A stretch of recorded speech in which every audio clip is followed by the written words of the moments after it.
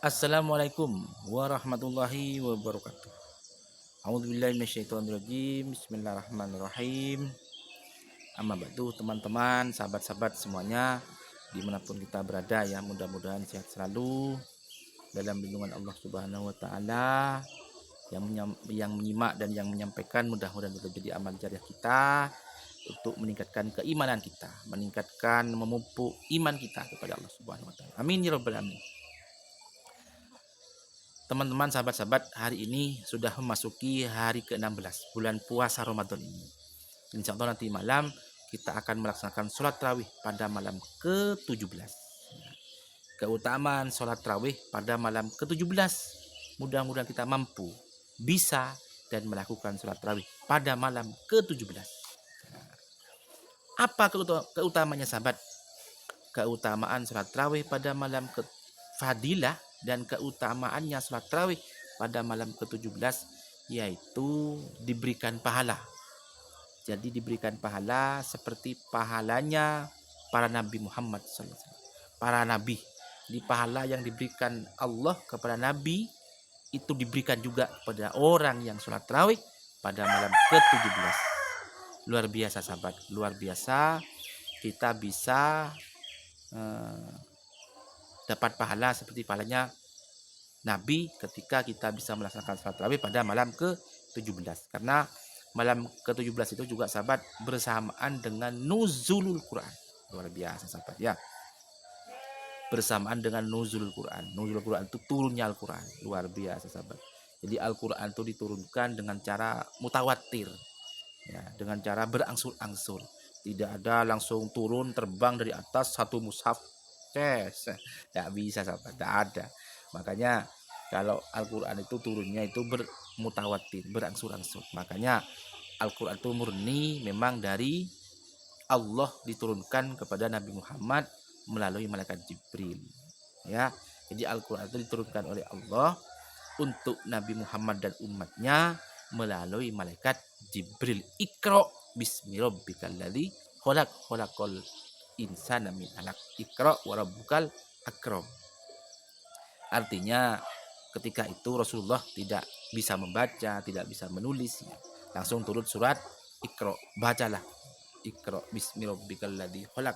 Jadi Rasulullah juga diberi pelajaran membaca. Iqra, membaca. Iqra, bacalah. Makanya Al-Quran sekarang itu yang ada itu mulai juz 1 sampai 30 itu semuanya berserakan, sahabat. Turunnya itu bukan satu juz turun satu kali, enggak, 2 juz. Itu Al-Quran itu turun karena ada sebab-sebabnya. Ya Allah, luar biasa, sahabat.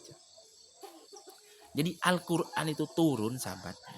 Al-Quran itu turun ya. Jadi Al-Quran turun dari Allah melalui malaikat Jibril. Terus disampaikan kepada Nabi Muhammad. Itu turunnya itu bukan apa? Turunnya Al-Quran itu karena ada sebab-sebabnya. Ada kepentingannya dan ada hal-hal permasalahan atau perselisihan di umat Nabi Muhammad. Akhirnya cara penyelesaiannya Al-Quran itu diturunkan. Hebat kan, sahabat? Contoh ya. Contoh. Apa ya? Contoh dulu, sahabat, itu ada apa ya? Dulu, sahabat, ya, ada orang kafir Quraisy itu menghadap Rasulullah. Ya, di pimpinan kafir Quraisy atau pimpinan orang-orang Quraisy lah, orang-orang di luar Islam lah, itu menghadap Rasulullah. Ya Rasulullah. Ya, bagaimana? Ayo Rasul, saya siap menyembah Tuhanmu, katanya orang kafir. Saya siap menyembah Tuhanmu hari ini. Saya siap menyembah Allah. Saya akan bersujud kepada Allah. Saya siap. Dah, besok Rasul ikut saya menyembah Tuhan saya. Jadi gantian lah gitu loh. Jadi Rasulullah itu diajak gantian untuk menyembah Allah dan gantian lagi besoknya menyembah Tuhannya dia. Jadi kalau sekarang 2 hari mungkin menyembah Allah, 2 harinya menyembah berhala begitu. Jadi gak diajak gantian.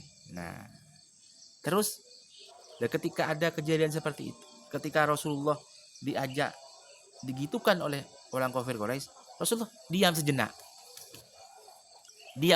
Gitu, bingung. Rasul itu mau jawab apa? Kalau mau jawab iya, kalau mau jawab tidak, tapi dia ikut apa? Tapi dia mau ikut agama saya. Kalau saya tidak ikut, dia kan sudah niat baik gitu. Niat baik. Jadi diam sejenak Rasulullah. Lalu kebingungan dan kegelisahan Rasulullah. Akhirnya apa? Turunlah ayat Al-Quran. Surat Al-Kafirun. Ya, luar biasa sahabat ya. Apa turunnya? Bismillahirrahmanirrahim. Qul ya ayyuhal kafirun la a'budu ma ta'budun. Nah, ya. Sampai terakhir lakum dinukum waliyadin. Apa lakum dinukum? Lakum itu lakum dinukum waliyadin. Agamamu ya agamamu, agamaku ya agamaku. Artinya memberikan isyarat, memberikan jawaban ayat Al-Quran itu kepada Nabi Muhammad dan umatnya itu apa? Agama itu jangan dicampur-campur. Ya. Agama tidak usah dicampur-campur. Agamamu yo silakan nyembah agamamu, agamaku saya akan sembah agamaku.